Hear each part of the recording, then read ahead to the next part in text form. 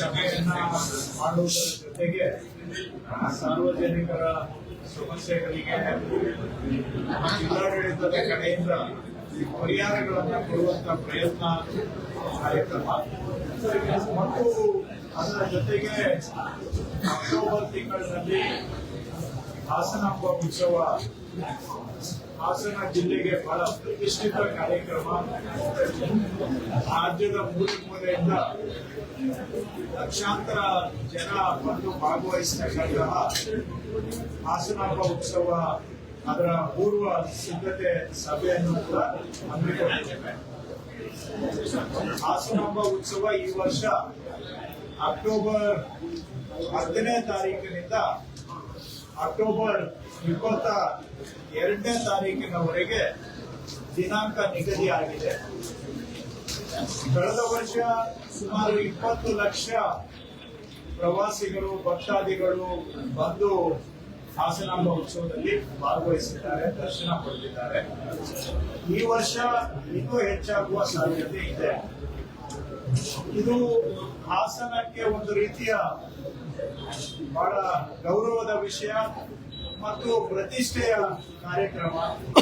ಇಷ್ಟು ಲಕ್ಷಾಂತರ ಜನ ಸುಮಾರು 10 ದಿನಗಳ ಅವಧಿಯಲ್ಲಿ ಹಾಸನಕ್ಕೆ ಬರುವಂತಹದ್ದು ಅವರನ್ನ ಬಂದವರಿಗೆ ಒಳ್ಳೆ ರೀತಿಯಲ್ಲಿ ಸೌಕರ್ಯ ಆಗಬೇಕು, ಆದಷ್ಟು ವ್ಯವಸ್ಥಿತವಾಗಿ ದರ್ಶನ ಆಗಬೇಕು ಮತ್ತು ಯಾರಿಗೂ ಕೂಡ ಕಿರಿಕಿರಿ ಆಗದ ಹಾಗೆ ಈ ಕಾರ್ಯಕ್ರಮವನ್ನ ನಡೆಸಲಿಕ್ಕೆ ಬೇಕಾದಂತಹ ಎಲ್ಲ ಪೂರ್ವ ಸಿದ್ಧತೆಯನ್ನ ತೆಗೆದುಕೊಳ್ಬೇಕು ಅಂತ ನಾನು ಜಿಲ್ಲಾಡಳಿತಕ್ಕೆ ಸೂಚನೆಯನ್ನ ಕೊಟ್ಟಿದ್ದೇನೆ. ಜಿಲ್ಲಾಡಳಿತವು ಕೂಡ ಇದಕ್ಕೆ ಬೇಕಾದಂತ ಎಲ್ಲ ತಯಾರಿಯನ್ನ ಈಗಾಗಲೇ ಆರಂಭ ಮಾಡಿದ್ದಾರೆ. ಅವ್ರ ಜೊತೆಗೆ ನಾನು ಬೆಂಗಳೂರಿನಲ್ಲಿ ಈಗಾಗಲೇ ಒಂದು ಸಭೆ ಮಾಡಿ ಇವತ್ತು 2ನೇ ಸಭೆಯನ್ನ ಇಲ್ಲಿ ನಡೆಸಿದ್ದೇವೆ. ಕಳೆದ ವರ್ಷ ಹಿಂದಿನ ವರ್ಷದಿಂದ ನಾವು ಗಮನಿಸ್ತಾ ಇದ್ದೇವೆ, ಜನ ಬರುವಂತಹದ್ದು ಬಹಳ ವರ್ಷದಿಂದ ವರ್ಷಕ್ಕೆ ಬಹಳ ಹೆಚ್ಚಳ ಆಗ್ತಾ ಇದೆ. ಸೊ ಈ ಹಿನ್ನೆಲೆಯಲ್ಲಿ ಬಹಳ ಎಚ್ಚರಿಕೆಯಿಂದ ಈ ಕಾರ್ಯಕ್ರಮವನ್ನ ನಿರ್ವಹಣೆ ಮಾಡಬೇಕಾಗಿದೆ.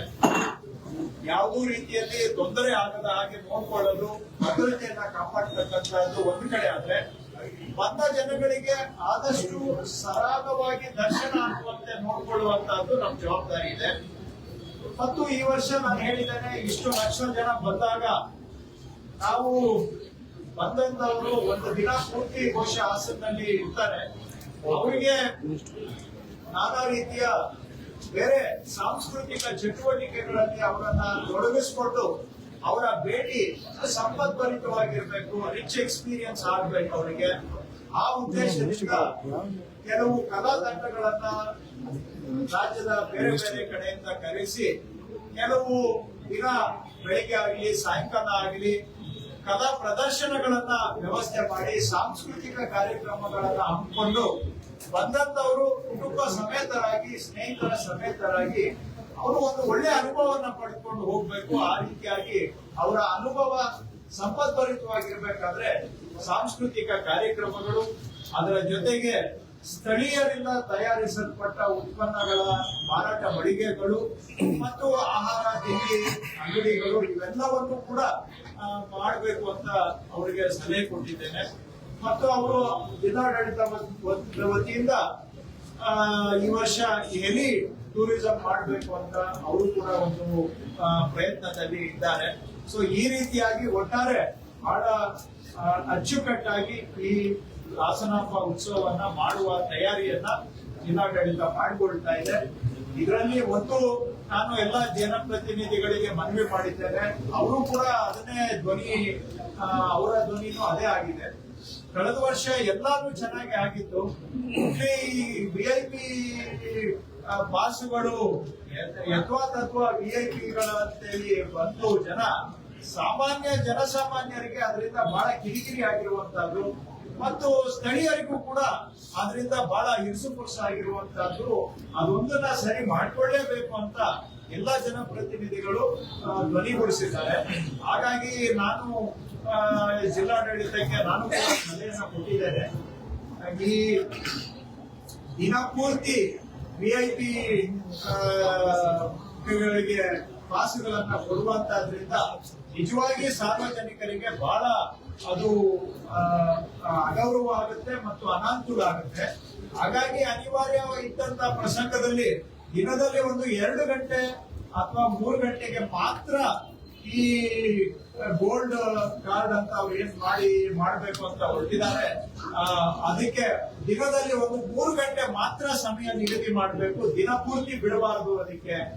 ಸೊ ಯಾರಾದ್ರೂ ಬರ್ಬೇಕಿದ್ರೆ ಅವ್ರು ಆ ಅವಧಿಯಲ್ಲಿ ಬಂದು ಬೇಕಾದ್ರೆ ಪಡ್ಕೊಂಡು ಹೋಗ್ಲಿ. ಯಾಕಂದ್ರೆ ನಮ್ಮ ವ್ಯವಸ್ಥೆಯಲ್ಲಿ ಇವೆಲ್ಲ ನಮ್ಗೆ ಒಂದು ರೀತಿ ನಮ್ಮ ಸಂಸ್ಕೃತಿ ಆಗ್ಬಿಟ್ಟಿದೆ. ಇವೆಲ್ಲ VIP ಕಲ್ಚರ್ ಅನ್ನ ನಾವು ಸಂಪೂರ್ಣವಾಗಿ ಕಿತ್ತಾಕಕ್ಕೂ ಕಷ್ಟ. ಆದ್ರೆ ಇದ್ರೆ ವಿಧಿನ ಒಂದು ಲಿಮಿಟ್ ಅಲ್ಲಿ ಇರಬೇಕು, ಒಂದು ದಿನದಲ್ಲಿ ಒಂದು 3 ಗಂಟೆ ಒಳಗಡೆ ಇರಬೇಕು. ಹಾಗೆ ಏನು ಪ್ರೋಟೋಕಾಲ್ ಅಂತ ಹೇಳಿ ಮಂತ್ರಿಗಳಿರುವಂತವ್ರು, ನ್ಯಾಯಮೂರ್ತಿಗಳು ಇರುವಂತವ್ರು ದಿನದಲ್ಲಿ ಯಾವಾಗ ಬೇಕಾದ್ರೂ ಬರ್ಬೋದು. ಯಾವಾಗ ಬಂದ್ರೂ ಕೂಡ ಅವರಿಗೆ ಎಸ್ಕಾರ್ಟ್ ಸಮೇತ ಗಾಡಿಯನ್ನ ದೇವಸ್ಥಾನದವರೆಗೂ ತಗೊಂಡು ಹೋಗ್ಬೇಕು. ಇದರಿಂದ ಪೊಲೀಸ್ನವ್ರಿಗೂ ಬೇರೆ ಕೆಲಸ ಮಾಡಕ್ಕಾಗಲ್ಲ, ಆ ಜನಗೂ ಕೂಡ ಇದರಿಂದ ತೊಂದರೆ. ಹಾಗಾಗಿ ನಾನು ಸಲಹೆಯನ್ನ ಕೊಟ್ಟಿದ್ದೇನೆ.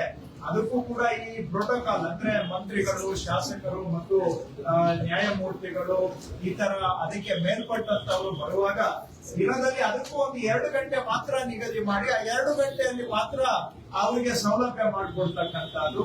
ಮತ್ತು ಅವರ ಗಾಡಿ ದೇವಸ್ಥಾನದವರೆಗೆ ತಗೊಂಡು ಹೋಗ್ಲಿಕ್ಕೆ ಆಗೋದಿಲ್ಲ.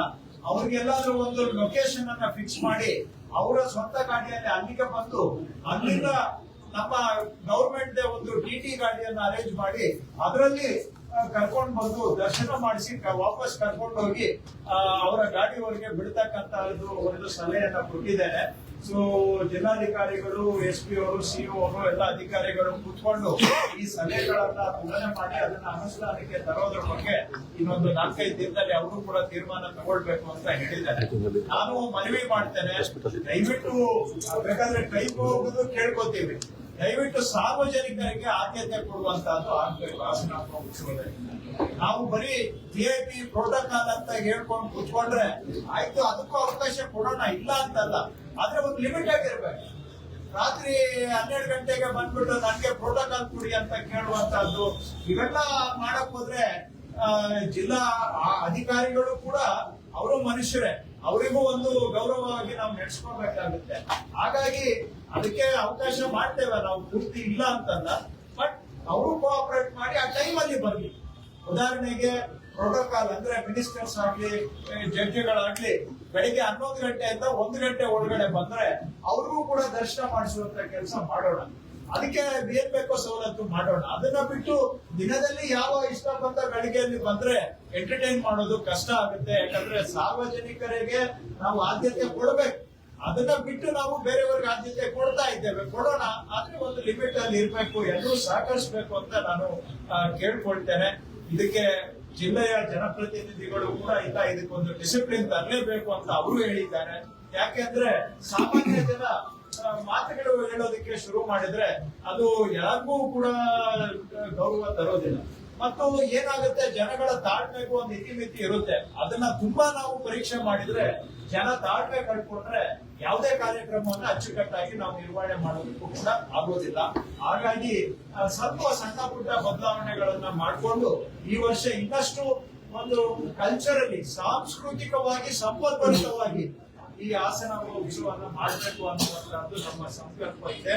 ಅದರ ದಿಕ್ಕಿನಲ್ಲಿ ಜಿಲ್ಲಾಡಳಿತ ಈಗಲೇ ತಯಾರಿಯನ್ನ ನಾವು ಆರಂಭ ಮಾಡಿದ್ದೇವೆ.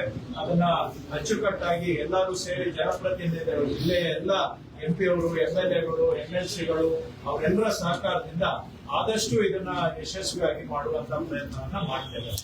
ಗರ್ಭಗುಡಿ ಪ್ರವೇಶ ಸರ್, ಗರ್ಭಗುಡಿ ಪ್ರವೇಶ